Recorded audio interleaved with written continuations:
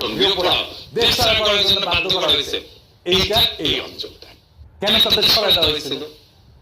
প্রশ্নটা এখানে। কেন এই জাতিগত নিধন ঠিক এই অঞ্চলে হইল? এর উত্তর মিলবে ভূ রাজনৈতিক মানচিত্রে।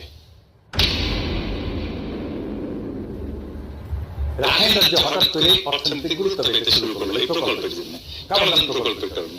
ভারতীয় অর্থায়নে বন্দর, রোড, নদীপথ তৈরি হবে, জমির দাম বেড়ে গেল।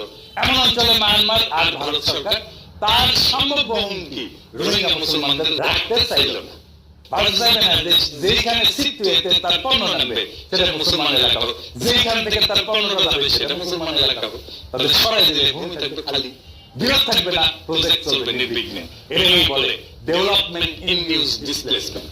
পৃথিবীর নানা জায়গায় এটা হয়েছে, এইটা এইখানে হয়েছে। উন্নয়নের নামে জাতিগত উচ্ছেদ। অ্যামনেস্টি ইন্টারন্যাশনাল 45 রাইটস এর রিপোর্টে বলা হয়েছে যে